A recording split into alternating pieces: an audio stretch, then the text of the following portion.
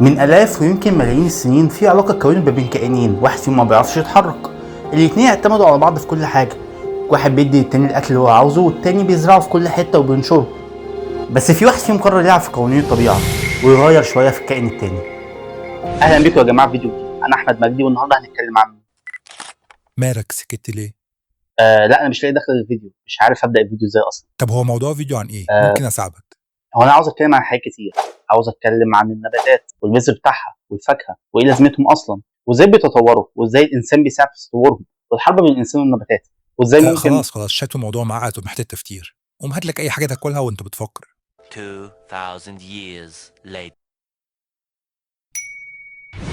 الموز ده فيه حاجه غريبه عن بقيه الفواكه، ازاي ما فيهوش بذر؟ طب ما في سؤال احسن ممكن نساله، ليه اصلا في بذر من الاساس؟ وليه الفاكهه اصلا موجوده؟ وليه اصلا في نبات؟ وليه اصلا لا احنا كده مش هنخلص، بس المهم ان السؤال اللي نبدا بيه الفيديو بتاعنا، ليه في بذر في الفاكهه اصلا؟ النباتات زيها زي اي كائن حي بتحتاج تتكاثر، والنباتات بتتكاثر عن طريق البذر ده. شفت الموضوع بسيط ازاي؟ البذره دي فيها كل حاجه وكل المعلومات اللازمه عشان تكون نبات كامل. بس الشجر والنباتات ما بتعرفش تتحرك، صح؟ ازاي بقى تنشر البذر بتاعها في كل مكان وتفضل تتكاثر وتتنقل من مكان لمكان؟ وهنا يجي دور الفاكهه اللي حوالين البذره. الفاكهه دي حاجه حلوه جدا وكلنا بنحبها، مش احنا بس اللي بنحبها، الحيوانات كمان بتحبها. الانسان والحيوانات لما بياكلوا الفاكهه بيسيبوا البذره بينشروها في كل حته وفي كل مكان، ولما البذره دي تقع في المكان المناسب في الوقت المناسب تبدا تنمو وتطلع شجره جديده، وبكده النبات قدر يوصل اللي هو عاوزه وينتشر ويتكاثر في كل مكان. طب يا ترى ليه في نباتات مفيش بذر زي الموز اللي بناكله دلوقتي مثلا؟ الموضوع راقص حلو قوي، خليني احكي لك. طب نحكي في الاول ازاي البذره والفاكهه بيتكونوا اصلا. الموضوع كله بيبدا من الزهره او الورد اللي النبات بيطلعها. الزهره دي ممكن تبقى واحد من ثلاثه، يا ذكر يا انثى يا الاثنين مع بعض.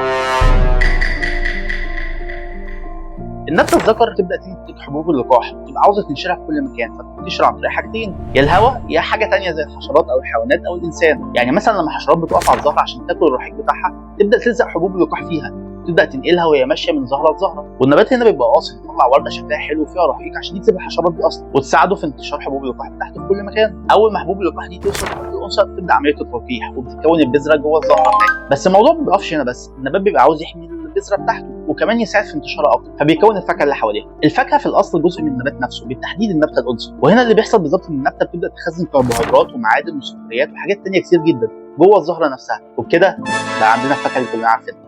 نرجع تاني للموز بتاعنا. الموز الطبيعي اللي كان موجود في الغابات اللي قبل ما الانسان يقرب منه كان مليان بذور كتير جدا وصلبه وناشفه جدا، وكان صعب جدا ان الانسان ياكله. بس مع مرور الزمن الانسان ابتدى ياخد باله ان في بعض النباتات بتطلع بطفره جينيه ما فيهاش بذر، فطلع له موز ما فيهوش بذر او في بذر قليل خالص، وكل جيل عن التاني بيبدا يختار النبته اللي بتطلع بذر اقل واقل لحد ما الموز ما بقاش فيه بذر. بس ثانيه، هو الموز هيكسر ازاي من غير البذر بتاعه؟ الطفره اللي الانسان لقاها وقرر ينشرها في اجيال الموز كلها خلت النبات ما يقدرش يخصب نفسه بالكامل، فما بقاش فيه بذره بتتكون، فبسبب كده الموز يعتبر عقيم ما يقدرش يتكسر، وبكده الموز المفروض ينقرض. بس ده ما حصلش، وده ببساطه لان الانسان موجود وبيحب طعم الموز. الانسان قرر يزرع الموز بنفسه من غير بذر. الانسان بدا يزرع الموز عن طريق زراعه اجزاء من النبات نفسه في الارض زي الشتلات او الجذور. يعني باختصار الطبيعي ان النبته تطلع فاكهه فيها بذر، بس الانسان لما لقى في نوع تاني طعمه احلى ما فيهوش بذر قال خلاص انا هعوض النقص بتاعه وهزرعه انا بنفسي، وبكده الموز اللي موجود دلوقتي عندنا بيكمل دوره حياته بس مش عن طريق البذره، عن طريق الانسان. يعني لو الانسان انقرض الموز هينقرض معاه.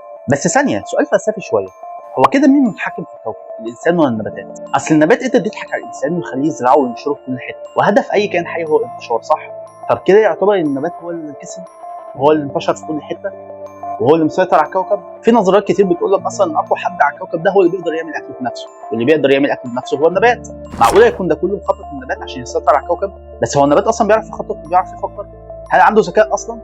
النبات فعلا ذكي، بس عنده ذكاء من نوع مختلف عن الذكاء بتاعنا. جزء من ذكاء النبات ده انه بيعرف يتواصل مع بعضه بطريقه مبهره جدا. النباتات عندهم شبكه كامله تحت الارض بتخليهم يتواصلوا مع بعض اسمها وود وايد ويب، وده مش تشبيه، دي شبكه حقيقيه زيها زي الدبليو دبليو دبليو بتاعتنا او وورلد وايد ويب بتاعتنا. بس تخيل دي بقى لها ملايين السنين، يعني النبات اكتشف الانترنت قبل ما احنا نكتشفه حتى، يعني ممكن فعلا يكون اذكى مننا. المهم تعالوا نشرح الشبكه دي بتشتغل ازاي بالظبط. احنا هنسيب الشجره الطويله دي كلها وهنبص على الجذور بتاعتها. الجذور بتاعت النباتات دي بتبقى متداخله مع بعض، وكمان الجذور دي بتبقى متصله ببعض بفطريات دقيقه جدا اسمها مايكرو ريهيزال فانجاي، اسمها هيظهر على الشاشه، ودي بتشتغل زي الانترنت بالظبط، بتنقل رسائل من نبات لنبات بس عن طريق الكيمياء مش عن طريق الكهرباء. مثلا لما في حشرات تهاجم شجره معينه، الشجره دي بتبدا تبعت اشارات في الشبكه دي كلها تقول للشجر اللي في الشبكه كلهم خلي بالكم في خطر جاي، فالشجر التاني يبدا يجهز نفسه ويستعد للحرب اللي هياخدها دي. لو في شجره صغيره مش قادره تشوف ضوء الشمس، ساعتها الاشجار الكبيره ممكن تبعت لها مغذيات عن طريق الشبكه كانهم كبيره بيوزعوا الاكل على عيالهم الصغيرين. قد ايه الشجر ده حنين. وفي العكس كمان، لو في نبته انانيه وبتبدا تاخد المغذيات كلها ليها من التربه، النباتات ممكن كلها تتفق وتعطي على الامداد ليها خالص. يعني في نوع من انواع التنظيم والتوازن الذكي جدا اللي بيحصل، اكن في عقل كامل تحت الارض دي بيدبر بالكون. فكر معايا كده، كائن ما بيتحركش ولا بيتكلم ولا عنده مخ، بس بيتعاون وبيخطط، بينقل معلومات ادق كمان من الانترنت بتاعنا، وقدر بعد كل التخطيط ده ينتشر في كل حته في الكوكب.